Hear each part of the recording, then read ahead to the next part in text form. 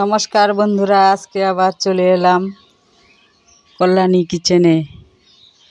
আজকে রান্না করব কার্তিক মাসের নিরামিষ করা ভোগ। আজকের রেসিপি হলো কার্তিক মাসের ভোগ রান্না করব।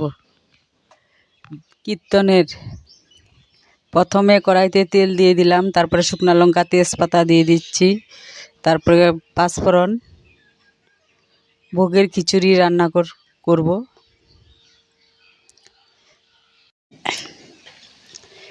এখন দিয়ে দিলাম আদা, ভালো করে ভেজে নিব। তারপরে দিয়ে দিলাম বাদাম,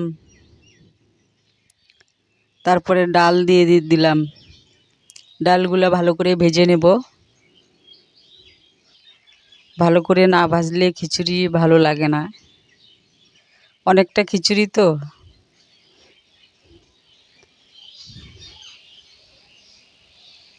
ভালো করে নেড়ে চেড়ে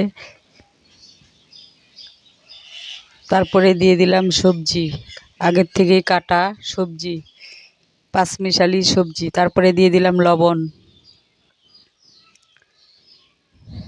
লঙ্কার গুঁড়া হালকা দিলে কালারটা ভালো আসে। তারপরে দিয়ে দিলাম জল,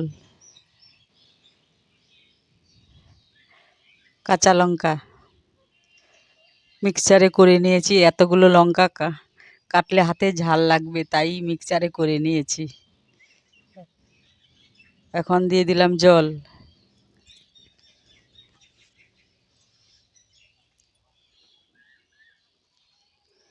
এখন দিয়ে দিলাম হলুদ।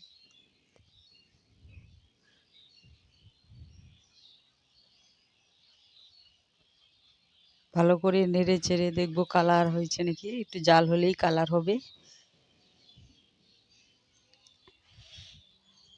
এক মাসে দামোদর মাস, এই মাসে কীর্তনের ভোগ। আজকে কীর্তন, তাই কীর্তনের ভোগ রান্না করলাম।